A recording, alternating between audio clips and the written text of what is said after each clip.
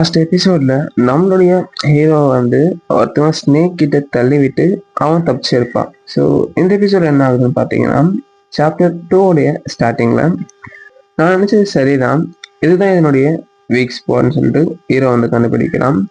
ஆனா அந்த பாஸ் ரொம்ப வேகமானது, ஸ்ட்ரென்த் மட்டும் போதாது, பாஸை ஓவர்வெல்ம் பண்ண. ஸோ ஹீரோ வந்து ஸ்னேக் கிட்ட கடி வாங்கினோடனே ஒரு இமேஜினரி ஸ்பேஸுக்கு போயிடுறான்.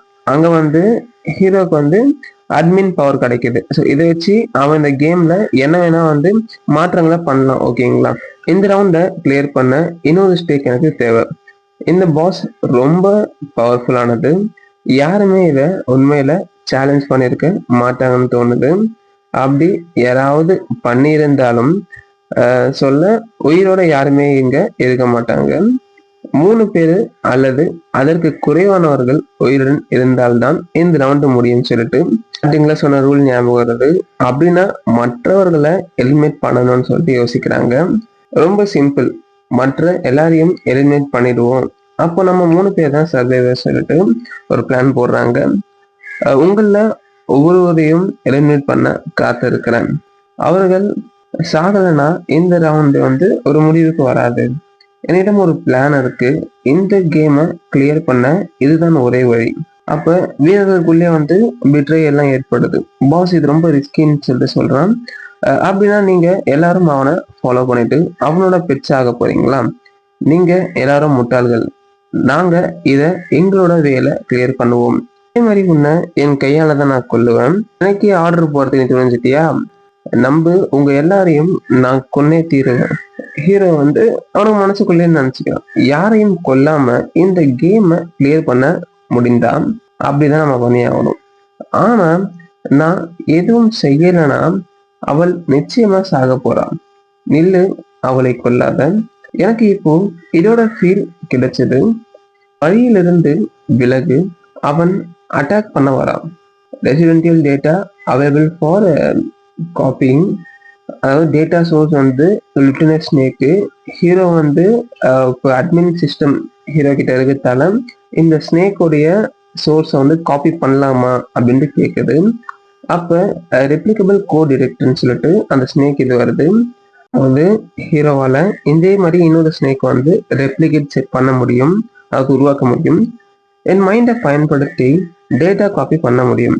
வாழ்த்துக்கள், ஹோஸ்ட் வந்து வெற்றிகரமாக குளூட்டனஸ் சர்பன்ட்டுடைய கோடின் ஓனர்ஷிப்பை காப்பி பண்ணிட்டாரு. வெர்ஷன் 2.0 ஹோஸ்ட் இப்போ பர்சனல் ஆட்ரிபியூட்ஸை கண்ட்ரோல் பண்ணவும் சம்மன் பண்ணவும் முடியும். இப்போதான் என் கவுண்டர் அட்டாக்ன்றது ஆரம்பிக்கிறேன்னு சொல்லிட்டு நம்மளுடைய ஹீரோஸ் நினைக்கிறதோட சாப்டர் நிறைவு பெறுகிறது. சாப்டர் 3யோட ஸ்டார்டிங்ல வாழ்த்துக்கள் பிளேயர்ஸ், சென்மோ, ஃபான்ஷியோ, ஜூட்டான், நீங்கள் குளூட்டனஸ் ஸ்னேக் விளையாட்டை வெற்றிகரமாக கிளியர் பண்ணிட்டீங்க. ரிவார்ட் டிஸ்ட்ரிபியூட்டட், ஒவ்வொரு பிளேயருக்கும் 10 ஆட்ரிபியூட் பாயிண்ட்ஸ் கிடைக்குது. சிறந்த பிளேயர்ஸ்க்கு எக்ஸ்ட்ரா லாட்டரி சான்ஸ் வழங்கப்படும். வாழ்த்துக்கள் பிளேயர் சென்மோ, அதாவது நம்ம ஹீரோ தான். நீங்கள் ஒரு ஸ்பெஷல் ரிவார்டை ரிசீவ் பண்றீங்க. விளையாட்டுகளில் நிகழும் ஹிடன் மிஷன்களை கண்டுபிடித்து அதை கிளியர் செய்யுங்கள். நான் தேர்வு பண்றது த காட் ஆஃப் கேம்பிளர்ஸ். நான் தேர்வு பண்றது த ஹிடன் மெடுசா. ஸோ இதெல்லாம் வந்து ஸ்கில் செட்ஸ் தான். ஓகேங்களா? குளூட்டனஸ் ஸ்னேக்கின் முதல் ஸ்டேஜை முடிச்சிட்டீங்க. அந்த அட்ஜுடிகேட்டர் கேட்குறாங்க, இந்த ரிவார்ட்ஸை நீங்க எப்போது வேணாலும் ஃபேராகவும் யூனிக்காகவும் இருக்கும்ட்டு நான் நம்புறேன். ஆஹாஹா, நீங்க உயிரோடு தப்பிச்சிருக்கீங்களா? அதுவே ஒரு ரிவார்டு இல்லையா? அவனை பற்றி விஷயத்தில் சிஸ்டமுக்கு திருப்பி அனுப்புவதற்கான ரீசைக்கிள் பின்ல போடவும் டிலீட் பண்ணவும் முடியும். விளையாட்டில் உருவாகும் எந்த நெகட்டிவ் மெட்டீரியல் சிஸ்டம்ஸ் ஆனாலும் அவை அனைத்தும் கேம் ஸ்பேஸில் ஃபிக்ஸ் செய்யப்படும். சென்மோ வந்து ரெசிடென்ஷியல் டேட்டா அவைலபிள் சொல்லிட்டு காமிச்சதால அந்த ஸ்னேக்கை காப்பி பண்ண மாட்டீங்களா? அப்படின்னா இப்ப இதோட கோடையும் என்னால காப்பி பண்ண முடியும். நான் இந்த கேமை ஒரே முறை முழுக்க முழுக்க கிளியர் பண்ண வழி கண்டுபிடிச்சிட்டேன். அதிர்ஷ்டமா லெவலப் பண்ணி கிடைச்ச ஆட்ரிபியூட் பாயிண்ட்ஸ் சப்போர்ட் இருந்தால்தான், இல்லைன்னா அதை தாங்க முடியாம போயிருக்கும். அட்ஜுடிகேட்டர் அந்த ஹிடன் மிஷனையும் கண்டுபிடிக்கணும் அப்படின்னு சொல்றாங்க. ஸோ கைஸ், ஹீரோக்கு வந்து அட்மின் சிஸ்டம்ல ஆக்சஸ் இருக்கிறதால ஸோ அவங்களோட ஸ்ட்ரென்த்தை வந்து அவன் அதிகம் பண்ணி அந்த ஸ்னேக்கு அகெயின்ஸ்டா வந்து போராடி சம் டாக்டிக்ஸ்னே யூஸ் பண்ணி லாஸ்ட் எபிசோட்ல வந்து டிஃபீட் பண்ணியிருப்பான். ஸோ அதற்கான ரிவார்ட்ஸே இப்போ விரிச்சு நான் நினைச்சேன் நாம எல்லாரும் நிச்சயமா செத்துருப்போம்ட்டு. ஒரு நிமிஷம், அவன் அதை எப்படி பண்ணான்? இல்ல அப்படி பண்ணாதீங்க, இது ஒரு ட்ராப். அட்ஜுடிகேட்டர் நம்ம எல்லாரையும் கொல்றதுக்கு தான் பாக்குறாங்க. வாயை மூடிட்டு தேர்வு பண்ணுங்க. நாம எல்லாரும் ஒரே படகுல தான் இருக்கோம். நான் இங்க சாக முடியாது, இப்படி பண்ணாதீங்க. இதுல பாத்தீங்கன்னா இந்த குட்னஸ் ஸ்னேக் கேம் உடைய அடுத்த வெர்ஷன்ல கலந்துக்கிறதுக்கு ரெக்குவயர்மெண்ட் பாத்தீங்கன்னா 3 பேர் தான் இருக்கணும். இப்போ வந்து இவங்க 4 பேர் பாஸ் பண்ணியிருப்பாங்க with the help of our hero. So அப்ப ஒருத்தவன் பாஸ் மாதிரி காமிச்சிருப்பாங்க, ரொம்ப அடமெண்டா இருந்துப்பான் பாருங்க.